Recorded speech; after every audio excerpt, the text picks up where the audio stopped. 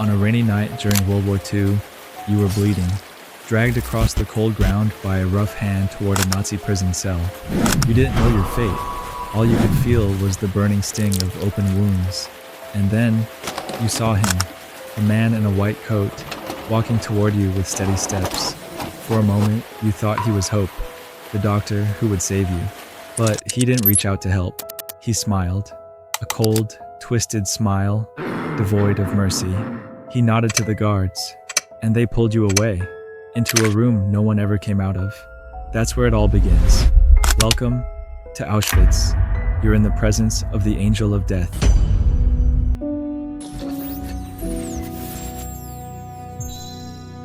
Josef Mengele, from a top medical student to one of the most terrifying figures of the 20th century.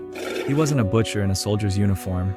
He was a doctor, a man with a stethoscope around his neck, dressed in a clean white coat, backed by academic theses and 2 PhDs. But he chose to put his knowledge in service of a machine built for mass murder. He transformed from healer to executioner, from researcher to a man possessed by an obsession with race, completely devoid of compassion or any sense of humanity. While Europe was being torn apart by war and chaos, Mengele threw himself headfirst into Hitler's ideology. He joined the Nazi Party, then enlisted in the elite SS, one of the most extreme and brutal arms of the Nazi regime. And despite his medical background, he wasn't there to heal. His mission was selection, to decide who had the right to live and who should be wiped out in the name of racial purity. The turning point came when Mengele was transferred to Auschwitz, the largest death camp in Europe. There, on the infamous Ramp of Death, he stood waiting for trains arriving from across Eastern Europe. Boxcars packed with exhausted bodies and terrified faces, men, women, and children. As they stumbled out, still unsure of what awaited them, the first thing they would see was him, an elegant doctor, calm, sometimes even smiling. He'd raise his right hand in a quick gesture. Right meant temporary life through forced labor. Left meant death, or worse.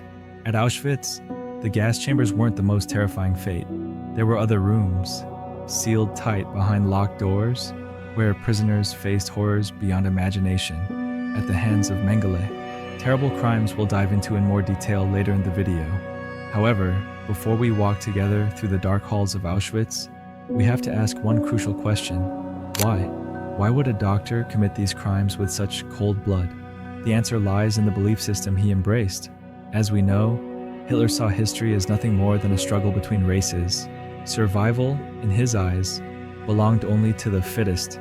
And of all the races, he declared the Aryans, white-skinned, blonde-haired, blue-eyed Germans, to be the superior ones. This belief didn't stay confined to fiery speeches. It turned into an organized scientific bloodbath, carried out by official institutions, led by the Central Office for Race. The Nazis launched a massive cleansing program targeting anyone who didn't meet their standards. Jews, Gypsies, Slavs, the disabled, and even Germans with mental illnesses or genetic disorders. And this is where Mengele thrived. He wasn't just a doctor doing his job. He was a key weapon in carrying out this brutal project. He was given precise orders: study genetics, search for the roots of purity, and use twins as keys to unlocking the secrets of Aryan racial engineering. And the regime gave him everything he needed: tools, prisoners stripped of all rights, absolute protection, and an environment completely void of ethics. What he did wasn't a personal deviation or a rogue act. It was part of a massive Nazi machine, hell-bent on reshaping the world through bloody purity. And the chilling part? Mengele wasn't forced into any of it. He didn't hesitate, he didn't complain. On the contrary, he was enthusiastic, driven, consumed by his racial delusions. He truly believed he was part of a grand mission to pave the way for a cleaner, more perfect humanity. He would walk among the children with a soft smile, hand out candy, then take them to the experiment rooms. He wasn't a rage-fueled killer. He was a cold, clinical scientist who saw every drop of blood as a step closer to a so-called better world, imagined by him and Hitler. Inside the operating room, he was reshaping the human body like it was clay, cutting, amputating, rearranging organs, taking notes without the slightest hint of concern. He treated the camp like his lab, and he treated people like surgical tools. Now here's what I can't stop thinking about. How did this man grow up? Where did he come from? And how did he manage to escape justice after doing all of this? If you're curious too, stay sharp and walk with me through history to discover the life of a man who started out as an ambitious student and ended up as one of the most terrifying doctors in human history. This journey is just beginning. In 1911, Josef Mengele was born in the Bavarian town of Günzburg to a man named Karl Mengele, a successful industrialist and owner of a major agricultural equipment company, the second largest employer in town. The boy grew up in a wealthy, conservative Catholic family known for its generosity and social contributions. Even today, some streets and parks in Günzburg still carry the family name, but that once respected legacy has since become a source of controversy, because the name Mengele is now forever tied to one of the darkest pasts imaginable, a name later haunted by the title Angel of Death.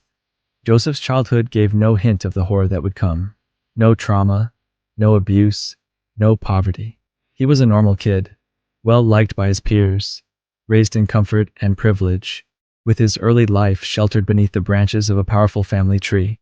But in 1930, after finishing high school, Joseph made a decision no one expected. He didn't want to take over his father's business. He had no interest in becoming an industrialist. Instead, he chose medicine. And that's where the real journey began. He moved to Munich to begin his university studies, not just in medicine, but in anthropology and genetics as well. These fields at the time were dangerously close to the fringe science of eugenics, what was then called racial hygiene. And in those academic halls, Mengele wasn't an outlier. Ideas about racial purity and Aryan superiority were common and widely accepted among many elite scientists and professors of the era. But Mengele wasn't just studying to understand humanity. He was looking for something deeper, something closer to redesigning it from the ground up. By the early 1930s, Munich was boiling over with political unrest, and in 1933, as Hitler rose to power, universities began purging Jewish faculty and welcoming professors loyal to the Nazi Party. Mengele absorbed the new Nazi worldview slowly but steadily, an ideology that glorified the Aryan race and criminalized anyone who was different. In lectures, conferences, and college halls, terms like purity and biological improvement echoed like sacred mantras. But Mengele didn't just consume these ideas, he became one of their creators. His academic work fit seamlessly into Nazi ideology. He didn't see Jews, Roma, or the disabled as individuals. He saw them as genetic impurities threatening the health of the nation. He wasn't just trying to understand the human body. He wanted to engineer it, rebuild it from scratch through genetics. As Germany changed, Mengele changed with it. He was no longer just an ambitious student. He became an ideologized mind, one that saw Nazism as the perfect platform for applying his theories. In 1937, he made the decision that would change his life forever. He joined the Nazi Party, fully dedicating his knowledge to a project that recognized no mercy and saw human beings as mere rungs on a racial ladder. The following year, he joined the SS, the elite Nazi unit that wasn't just a military force, but an ideological vanguard that believed some people didn't deserve to live at all. This wasn't just a career move. It was a full-throated pledge of allegiance to a belief system that glorified race and justified murder in the name of science. Still, Mengele went out of his way to avoid getting the SS blood type tattoo, a small but clever move that, as we'll see later in the video, turned out to be crucial. Around the same time, he also joined the Institute for Hereditary Biology and Racial Purity in Frankfurt, where he worked under some of Germany's most prominent racial theorists.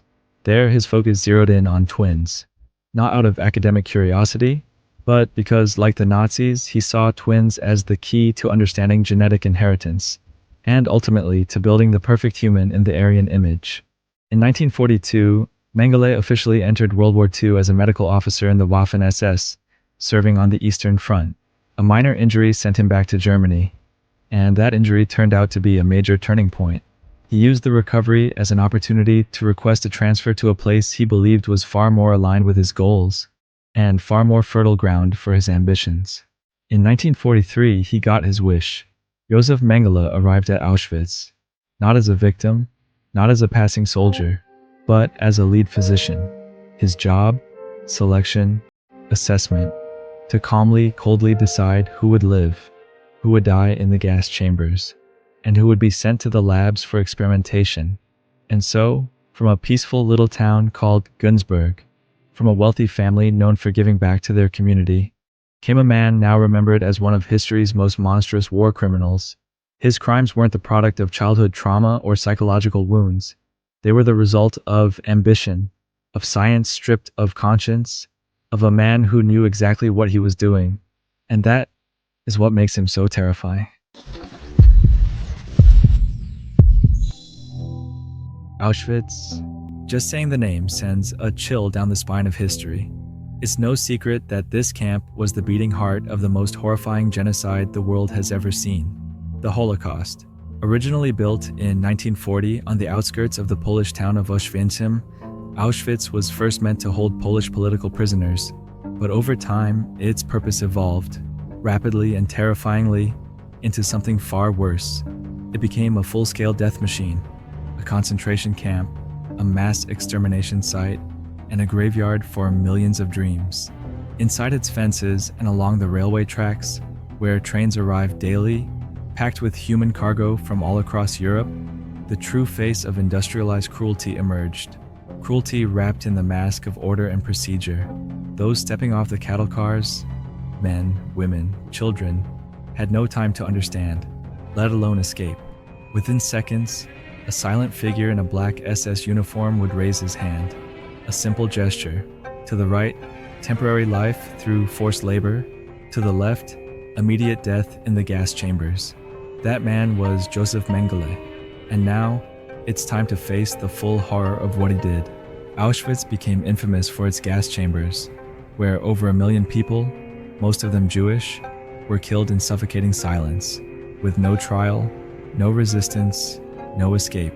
But the cruel irony is, those who weren't immediately sent to die weren't necessarily the lucky ones, because the bodies that were spared were no longer seen as human. They became test subjects, raw materials in a lab built on nightmares.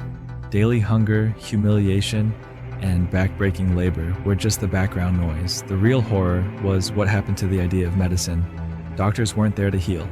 They were there to push human bodies to their breaking point. Surgical tools weren't used to save lives. They were used to cut people open, coldly, methodically, in the name of scientific research. And standing at the center of this twisted theater was Josef Mengele, a 32-year-old man in a white lab coat, greeting trains. Not to rescue anyone, but to handpick his victims. His power didn't just come from his SS rank. It came from full institutional backing that gave him complete freedom to do whatever he wanted, to whoever he wanted. As we said before, Mengele was obsessed with experiments that felt more like horror fiction than medicine. His biggest obsession? Twins.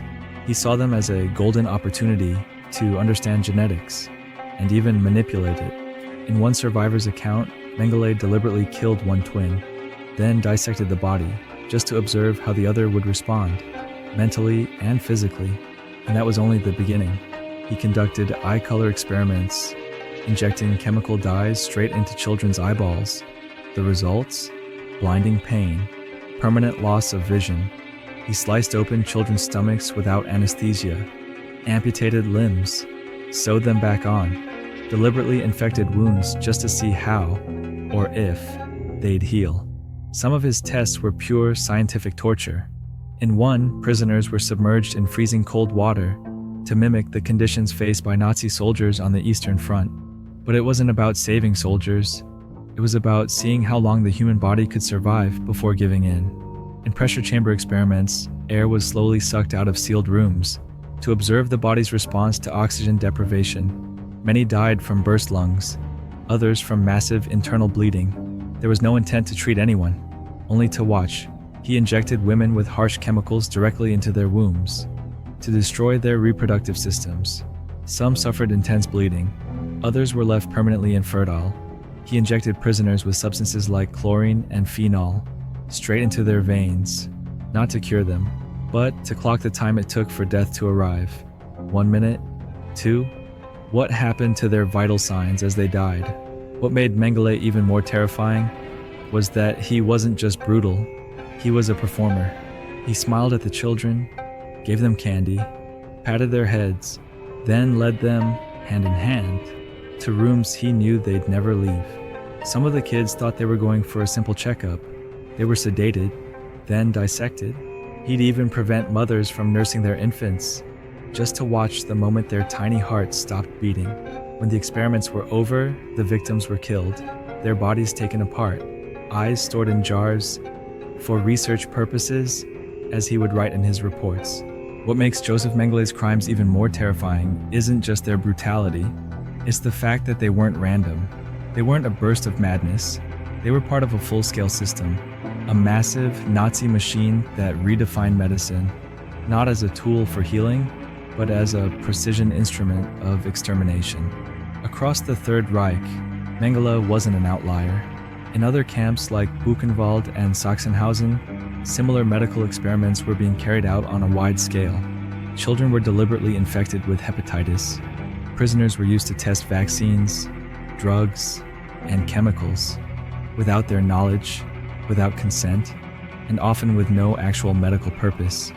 There was no such thing as patients' rights, because the Nazi regime didn't even see them as people. They were treated more like genetic trash, disposable, one-use tools that could be thrown away when the experiment was over. The logic behind the system was crystal clear. As long as the victim wasn't part of the Aryan race, they had no value, not in life and not in death. As long as the goal was to serve science and build a racially pure Nazi state, it was okay to violate the body, the dignity, and the soul. Even when the experiments failed, the work didn't stop, because the goal was never just knowledge, it was domination. And as long as the bureaucracy kept running and the scalpels kept cutting, the crimes continued, uninterrupted. This brings up a moral question that still haunts us today. Can everything be justified in the name of scientific progress? Do the results, no matter how groundbreaking, ever justify the means? Can science really exist without a conscience? Can it turn into a monster in a white coat, holding a scalpel instead of a gun? Questions that have no easy answers.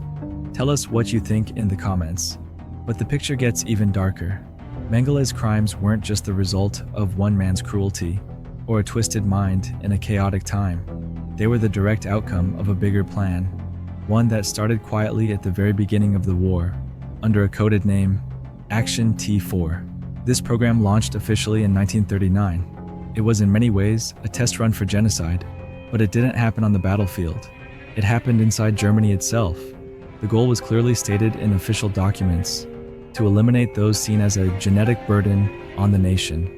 Children born with deformities, people with mental illnesses, the elderly suffering from dementia, those with physical or intellectual disabilities, all of them were marked for death. Over 200,000 people were killed under the Action T4 program. Some victims were just 3 years old. They weren't executed publicly. They were quietly killed in hospitals, starved, gassed, or injected with lethal doses. This was the first organized use of gas chambers in Germany, years before Auschwitz. And the most disturbing part?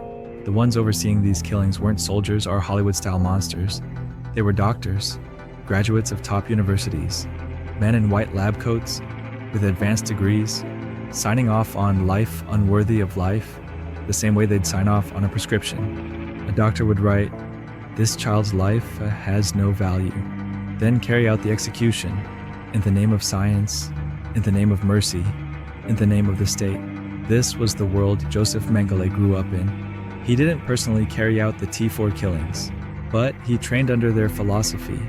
He absorbed their thinking, read their books, studied under the very professors who designed the system. He graduated from the very institutions that created the blueprint for medical murder. Mengele wasn't an anomaly.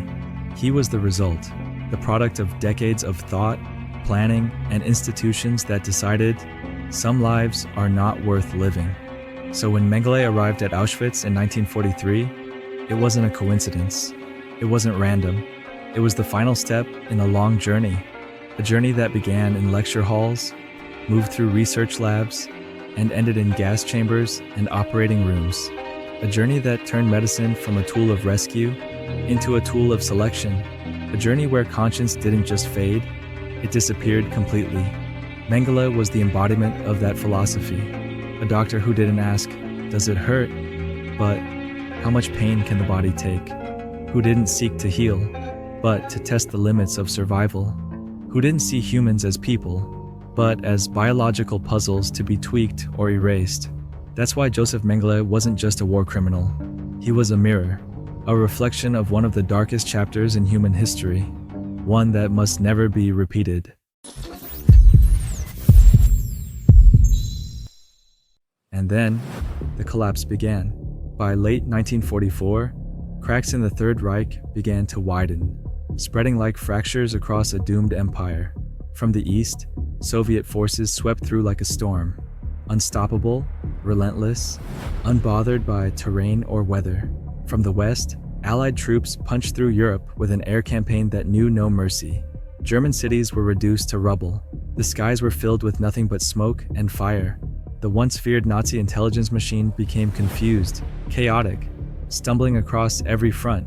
In this critical moment, the Nazi regime began to reorganize its priorities, not to survive, but to erase the evidence. The death camps, which had operated for years as cold, efficient killing machines, fell into panic and disorder. At Auschwitz, once echoing with the arrival of death trains from all corners of Europe, everything changed. Files were burned, documents destroyed, corpses buried in a hurry. It wasn't guilt, it was fear. Fear that the truth would come out. Fear that the curtain would finally fall on one of the greatest crimes in modern history. They knew the world was coming, and that justice might soon knock at their door. But in the middle of this chaos, Josef Mengele didn't panic. He planned his escape. In the final 10 days before the liberation of Auschwitz, Mengele quietly set his plan in motion, as calmly as he once selected his victims. He executed dozens of children he'd kept in the twins' ward, as if tearing out pages from a research paper he didn't want anyone to read. He packed up his documents, collected his things, hid the results of his horrifying experiments, and walked away. No physical evidence left behind, just terror, trapped forever in the memories of survivors and nightmares that would never heal. By January 1945, with the Soviet army at the gates of hell, orders were given to evacuate Auschwitz. Thousands of prisoners, starving and weak, were forced to march in brutal cold, the infamous death marches. No food, no water, no hope. Winter was a killer. If you collapsed, you got a bullet to the head. The marches stretched for miles. Slow, silent processions littered with frozen corpses, a final scene that captured both the cruelty of the regime and its downfall. But Mengele wasn't among them. He had already vanished. He slipped out of the camp quietly, disguised in the uniform of an ordinary German officer. No medical insignia, no rank markings, no identifying features. He moved through the soldiers with fake documents in hand. Just another face in a sea of retreating men. And while Allied cameras were capturing the aftermath of the massacre, he was headed south, in the shadows, silent. Auschwitz had fallen, but Mengele did not fall with it. Angel of Death disappeared into the ruins, just as the gates of hell were thrown open for the world to see the unimaginable. Then came the bitter twist. In June 1945, just weeks after Germany's surrender, Josef Mengele was actually captured by American forces. But here's the catch. He looked like any other German POW. Plain clothes, calm demeanor, no documents, no visible identifiers. He was just another number in a crowded prisoner camp. When asked for his name, he gave a fake one, and no one suspected a thing. There was nothing to mark him as the doctor who ran one of the most terrifying medical programs in history. And that's because, in a move planned years in advance, Mengele had never gotten the SS blood type tattoo under his arm. A tiny detail, but it saved him. At the time, his face wasn't known to the public. His name hadn't made headlines. Survivor testimonies hadn't yet reached investigators. There was no file directly linking him to the horrors of Auschwitz, so they let him go. Josef Mengele walked away from the US military, not because his crimes were hidden, but because, ironically, he knew how to look forgettable. His escape wasn't some evil genius plan. It was the result of post-war chaos, poor coordination, and one careless moment. A moment in which history missed its chance to catch the angel of death. Instead of being put on trial, he started a new chapter, a chapter of pursuit that would drag on for decades. After Auschwitz fell and Josef Mengele narrowly avoided capture by American forces, he became a ghost, a man who mastered the art of vanishing. Between 1945 and 1949, Mengele disappeared into the Bavarian countryside in southern Germany. It wasn't a return to his roots, but a calculated retreat behind the curtain. He took on a fake name and worked on a modest farm, just another German trying to survive the chaos of post-war Europe. But the truth ran far deeper. He may have lived on the fringe, but he was surrounded by quiet, calculated protection. His wife played a critical role, helping throw U.S. investigators off his trail by claiming he had died on the Eastern Front. One carefully worded statement from her was enough to close his file, as if the man had vanished for real. But isolation wasn't the only thing keeping him safe. His powerful family was a fortress. The Mengele clan owned one of Germany's largest agricultural equipment companies, and they quietly funneled money to him, no questions asked. The cash reached him through a loyal employee named Hans Sedlmayr, the go-between who kept the killer's life afloat, while the rest of the world tried to patch itself back together. Still, Mengele had no plans to stay in Europe forever. The continent was slowly turning into one big courtroom.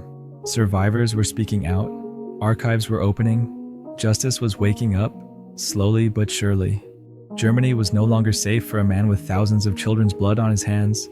So, in 1949, it was time for the big escape. With help from a web of sympathizers and former Nazis, Mengele made his way through Austria, then down into Italy. In the port city of Genoa, he secured forged papers under the name Helmut Gregor, a new name, a new identity. In August of that same year, he boarded a ship bound for Buenos Aires, capital of Argentina, and at the time, the unofficial safe haven for fleeing Nazis. In Buenos Aires, Josef Mengele wasn't a hunted man living in fear. He was a man rebuilding his life, confidently and eerily at ease. Argentina back then wasn't just an exile. It was a warm home to secret Nazi networks and pockets of sympathy, all operating under the hazy protection of President Juan Perón's government. Perón welcomed fleeing Nazis, seeing them as experienced professionals and valuable human capital. He didn't care where they came from, only what they could offer. In that climate, Mengele began again. Step by step, he joined the agricultural equipment business, using his family's legacy as a launchpad. And among the German expat community in Argentina, many of them ex-Nazis themselves, he found a fertile ground to hide and to network. He built friendships with notorious figures like Luftwaffe pilot Hans Ulrich Rudel and Belgian war criminal Willem Saassen, who would later play a key role in leaking Adolf Eichmann's confessions.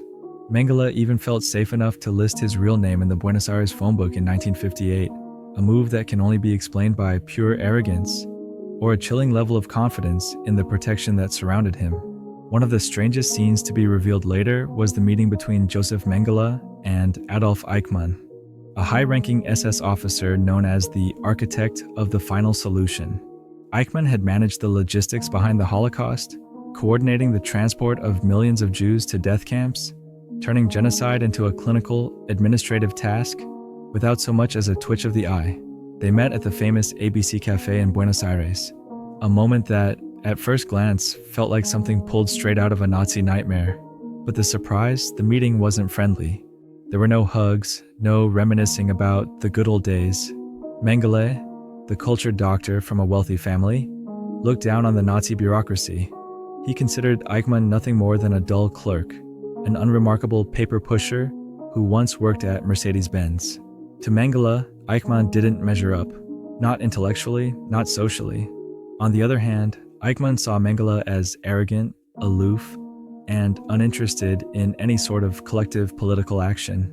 He wasn't someone who attended gatherings or participated in underground Nazi organizing. So the meeting ended cold. No friendship, no alliance, just mutual disdain. But what might seem like a petty personality clash would carry much deeper consequences later on. Because when the Mossad came years later hunting Eichmann, they focused on him alone. They didn't give much thought to Mengele, who remained off their radar. And maybe, just maybe, that quiet feud between them bought Mengele a little more time and a whole lot more freedom. Argentina, after all, had given him everything he needed: a complicit political system, a supportive local community, a steady stream of money, and eventually a legitimate German passport with his real name. Even his personal life got an eerie reboot. He married his late brother's widow and settled into a life that felt less like a fugitive's and more like someone just living in quiet luxury. He wasn't hiding in caves or crawling underground. He was living in broad daylight. But the question was starting to loom. How long could this strange peace last? When would the ghost of Auschwitz finally become a target? That's what we'll uncover next. For years, Josef Mengele lived in Buenos Aires like the world had forgotten him, or like history had lost its memory.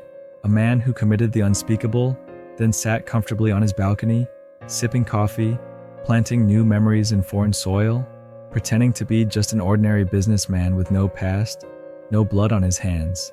But that unsettling freedom wasn't forever.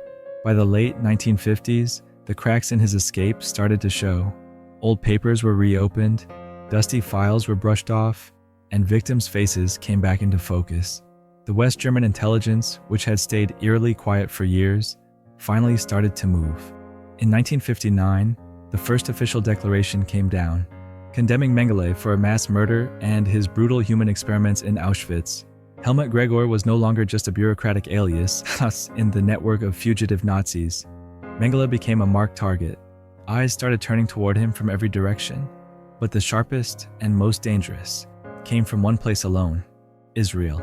That's when the Mossad stepped back into the game. In 1960, Israel's Mossad shook the world with an unprecedented operation: the kidnapping of Adolf Eichmann, the architect of the final solution, right off a Buenos Aires street. A precise, covert, lightning-fast mission. It sent panic through the former Nazis, and the networks protecting them started to tremble. But the one who felt the noose tightening most around his neck was Josef Mengele. Even though their earlier meeting hadn't gone smoothly, Eichmann admitted to having met Mengele at the famous ABC Cafe, without diving into details. That admission alone was enough to set off alarm bells. Isser Harel, the Mossad's chief at the time, gave immediate orders to launch a parallel investigation to track down Mengele. Surveillance teams moved in, zeroing in on an old address found in the Argentine capital, and meticulous monitoring of the house began. But the phantom doctor wasn't there. As always, he was one step ahead. Mengele had vanished before the Mossad arrived, without a sound, like he had a sixth sense that never failed him. The original plan was clear: execute a second commando operation, just like Eichmann's. But this time, it crashed into reality. The language barriers, the security conditions, the fear of the first operation being exposed, the overlap of missions, it all forced the Mossad to scrap the plan. And Mengele? He stayed out there, caught between being hunted and slipping away in the heart of fear. After that, Mengele was no longer the arrogant doctor who moved freely. He became a man living in his own shadow. The global press started mentioning his name openly. His face showed up on magazine covers. European governments demanded his extradition. There was no safe place anymore, not even among old friends. The man whose name was once listed in the Argentine phone book was now a ghost who couldn't sleep in the same place 2 nights in a row. He walked the streets with hesitant steps, hid his face under a hat, grew out his mustache to change his features, and drank heavily to blur the infamous gap between his front teeth. That small mark that could give him away at any moment. Even the secret support from his family in Germany, which never stopped, wasn't enough anymore. The money was there, but peace of mind was extinct. The decision was tough, but unavoidable. He had to run again. This time, not to some fancy neighborhood, but to the edge of the world. Josef Mengele crossed the borders of South America, fleeing everything: the Mossad, the faces of his victims, the past that grew heavier the longer the world stayed silent. He headed to a vast country: dense jungles, isolated villages, dirt roads without names. Brazil, a wide, sprawling land that stretched endlessly. The Amazon forest guarded him in silence, and tiny villages scattered on the edges of nowhere seemed custom-made for men who didn't want to be seen or questioned. It was the perfect place for a man who knew the end of the road might be near but wanted to stretch it out, just a little longer. At first he slipped through Paraguay, bouncing between farms, living as a simple worker, carrying a fake ID and passing himself off as a traveling farm manager. He didn't raise suspicion, didn't get close to anyone, and didn't let anyone get close to him. From there, he slowly made his way to the outskirts of São Paulo, where he settled for years under aliases, in a world where no one knew him, or so he thought. Mengele's life in Brazil wasn't the lavish, comfortable one many imagined. Far from it. It was a miserable existence, eaten away by fear and gnawed by loneliness. He didn't live in some remote mansion, but in a modest farm, where he built a wooden watchtower, scanning the horizon day and night. The tower wasn't a luxury, it was a necessity. His biggest obsession? What if someone gets close? What if they find me? He surrounded himself with ferocious guard dogs, not out of love for animals, but as the last barrier between him and the unknown. These were dogs trained to pounce, leaving no room for any visitor to approach. Even his voice on the farm was never loud. He whispered more than he spoke, as if silence was his only companion. Over the years, his body started to betray him. His mental and physical health took a sharp nosedive. He developed a chilling nervous habit, compulsively chewing his mustache, unconsciously until he formed a hairball in his stomach, a rare medical condition usually seen in children with severe psychological disorders.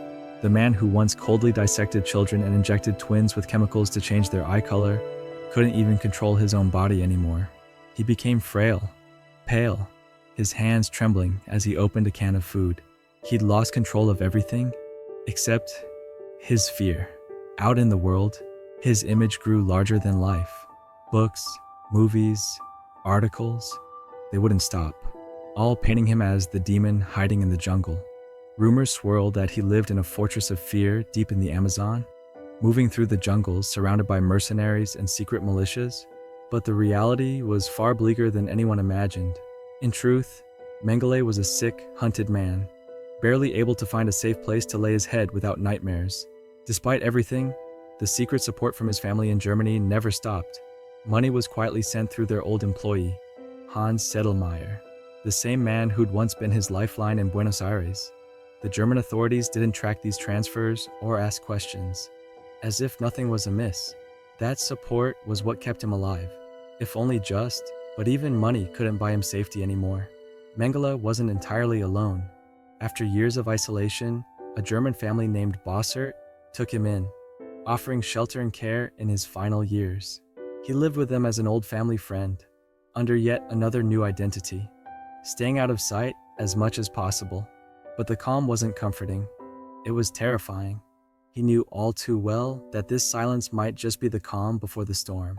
The world he thought had forgotten him was quietly reshuffling its cards. His name started echoing in the halls of the United Nations, and Nazi hunters began scouring South America with renewed vigor.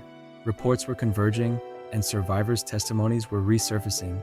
Josef Mengele, the doctor who invented new ways to kill under the guise of science, was now just a man trembling at the sound of a bird's wing flapping against his window.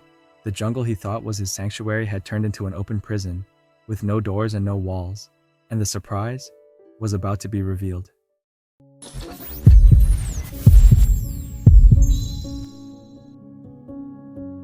On February 6, 1979, on the sands of Bertioga Beach, south of São Paulo, the sea drew the curtain on one of the 20th century's most terrifying men. There, amid a deceptive calm, Josef Mengele's long escape came to an end. Without a gunshot, without handcuffs, without a courtroom file. That day, against his usual habits, Mengele decided to go for a swim. A man who spent his life dodging people's eyes wasn't one for beaches or open places he couldn't trust. But for a moment he gave in to what he thought was a break. The sea was calm, the air soft, but in its depths, death was waiting. While swimming, Mengele suffered a sudden stroke. His body, worn down by anxiety and the hunt, betrayed him, and he lost consciousness in the waves.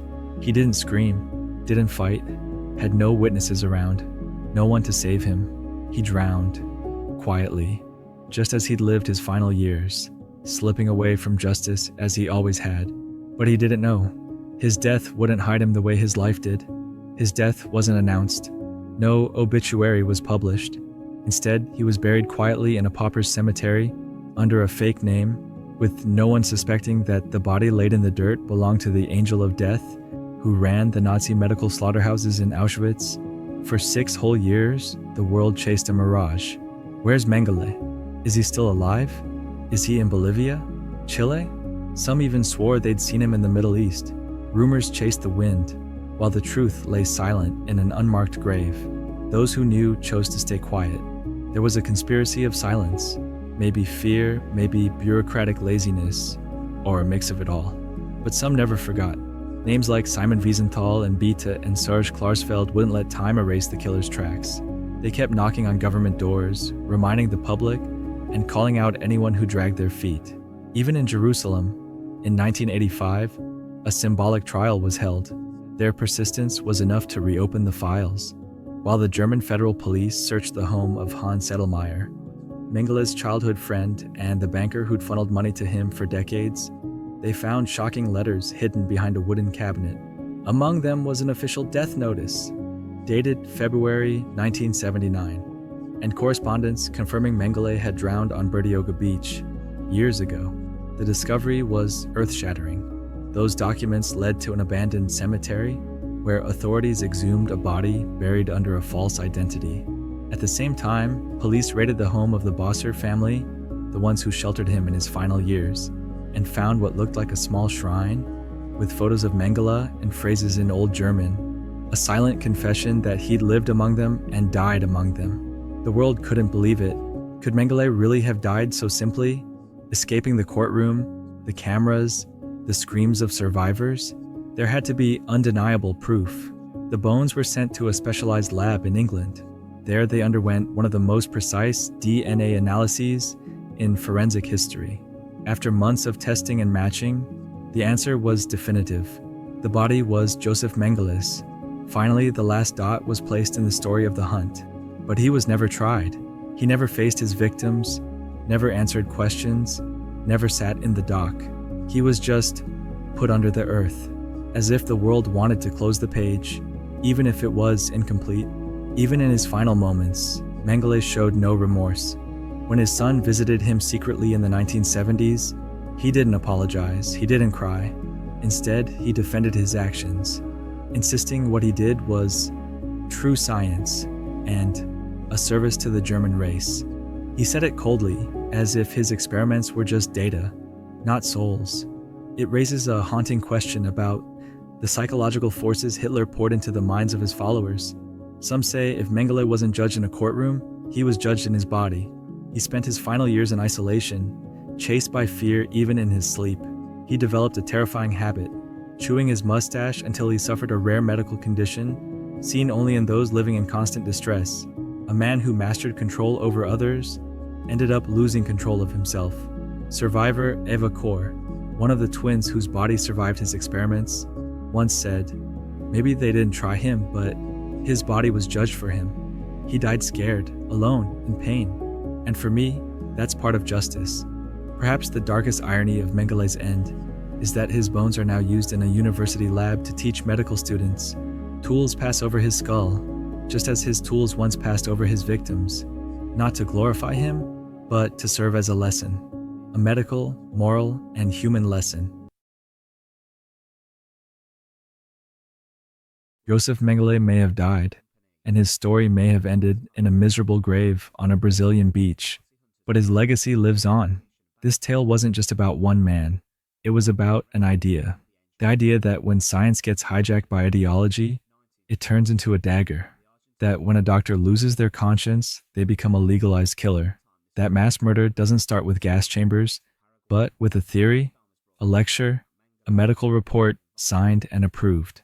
In Günzburg, the town where Mengele was born, school kids built a small monument, a glass eye, a symbol of the children whose eyes Mengele once took and never gave back. In the silence of that monument, in the tears of survivors, a voice remains. Don't forget, because forgetting Mengele is the first step toward repeating him. And that's the story of Josef Mengele, a chilling reminder of what happens when humanity's worst impulses hide behind the mask of science. If this video moved you, hit that like button, share it with someone who needs to hear it, and subscribe for more stories that dig into the past to make sense of our present. Let's keep history's lessons alive together. See you in the next one.